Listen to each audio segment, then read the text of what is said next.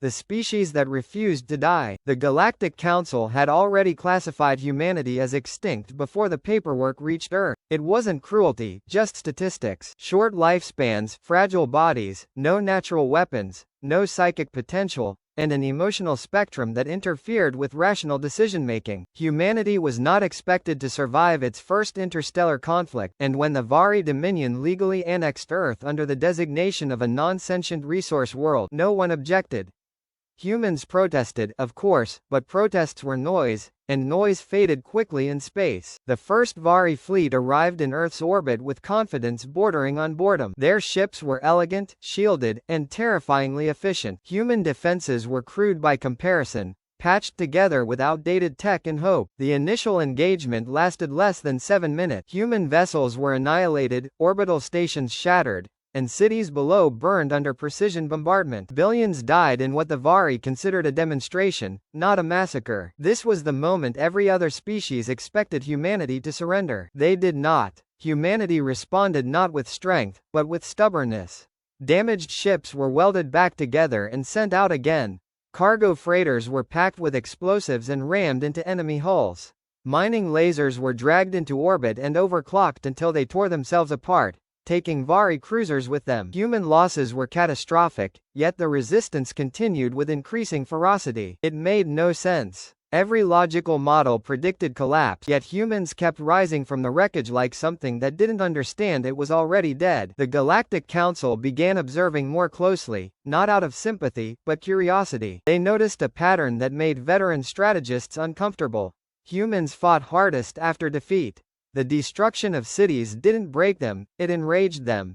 The loss of leaders didn't create chaos, it created martyrs. Each loss hardened their resolve instead of weakening it. Where other species avoided pain, humans seemed to convert it into fuel. The war dragged on far longer than expected. The Vari won every major engagement, yet their supply lines grew thinner, their fleets smaller, their colonies quieter. Human ships stopped engaging directly and instead vanished into deep space. Trade routes collapsed. Communications failed. Entire Vari systems went silent without a single recorded battle.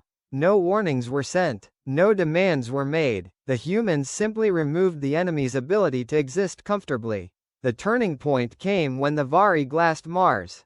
It was a symbolic act, meant to show dominance and end resistance. Instead, it unified humanity completely. Borders dissolved. Old rivalries evaporated overnight. For the first time in their history, humans stopped fighting each other and turned all their attention outward. Earth spoke with one voice, and that voice promised something terrifyingly simple: never again. What followed was not innovation, but reinterpretation. Humans didn't invent better weapons. They used existing ones in ways no sane strategist would approve. They attacked logistics, morale, and infrastructure rather than fleets.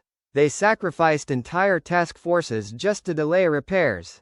They were willing to lose everything as long as the enemy lost certainty. Commanders didn't ask if they would survive the battle. They asked if the enemy would remember it. The Silith Hive was the first to understand the true danger.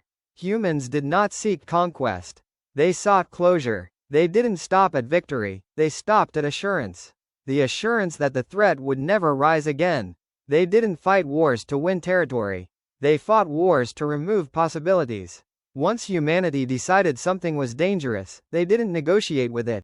They erased it. When the Vari finally attempted surrender, they found no one willing to receive it. Human fleets continued their operations with grim efficiency until the Dominion ceased to exist as a functional civilization. Only then did the attacks stop. No celebrations followed. No declarations were made. Humanity simply went quiet and rebuilt.